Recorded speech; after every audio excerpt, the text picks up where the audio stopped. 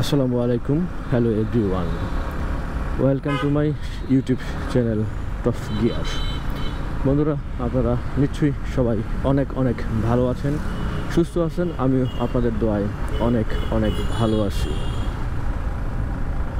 বন্ধুরা, ঢাকাতে দীর্ঘ 3-4 দিন বৃষ্টির কারণে আসলে আমি আর তেমন ভিডিও করতে পারি নাই, যার জন্য দীর্ঘ 3-4 দিন ধরে কোনো ভিডিও দিতে পারতেছি না।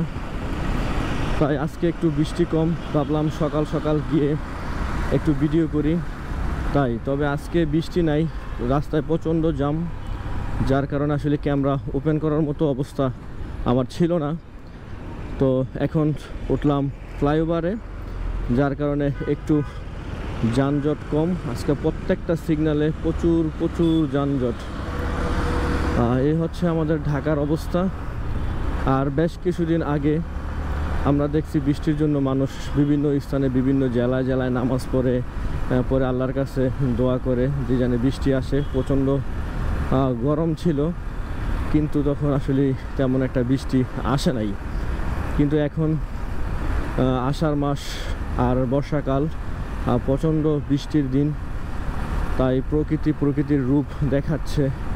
আর প্রচণ্ড বৃষ্টিতে আমরা রাজধানীবাসীর একটু ভোগান্তি হচ্ছে আর কি। তো যার কারণে আমি নতুন কোনো ভিডিও আপলোড করতে পারিনি এবং ভিডিও করতেও পারিনি। আর গতকালকে আমি তো ভিডিও করব দূরের কথা, আমি গতকালকে বাইক নিয়ে বের হইনি। গতকালকে প্রচণ্ড বৃষ্টি ছিল, আর আমার রেনকোটটি চুরি হয়ে গেছে, যার কারণে আর ভিডিও করা হয় নাই। তো বন্ধুরা, আজকে বৃষ্টি নেই। আজকে হচ্ছে আবহাওয়াটা খুবই সুন্দর, চমৎকার একটি আবহাওয়া। বাইক রাইডের জন্য খুবই সুন্দর একটি মজার আবহাওয়া হচ্ছে আজকে। দেখতে পাচ্ছেন আজকে কোনো রোদ নাই, কোনো বৃষ্টি নাই, আর আবহাওয়াটা একেবারেই ঠান্ডা। আর একটি নির্মল শীতল একটি বাতাস আমার গায়ে লাগতেছে। আর এই বাতাসটি খুবই ভালো, কারণ সচরাচর ঢাকার শহরে এরকম বাতাস আর এরকম আবহাওয়া পাওয়া খুবই কষ্টদায়ক। যাই হোক বন্ধুরা, কথা বলতে বলতে আমি চলে আসলাম খিলগাঁও বাক্কি রোড, যে রোডটি তালতলা মার্কেটের সামনে দিয়ে যাচ্ছে। আর এরকম হঠাৎ করে গাড়ি ঘুরে দেয়। আজকে একটি ঝামেলায় অবশ্যই পড়ে গেছিলাম, আল্লাহ হেফাজত করছে। আমি আসতেছি, হঠাৎ করে বাম থেকে একটি অটোরিকশা আমার সামনে চলে আসছে।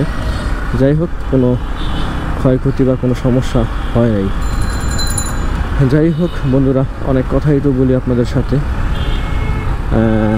কথা বলতে বলতে ভিডিওর একবারে শেষে চলে আসছি। আর ভিডিওটি চাচ্ছি না আর বড় করতে, তাই এখানেই শেষ করতে চাচ্ছি। সবাই ভালো থাকবেন, সুস্থ থাকবেন। খোদা হাফেজ।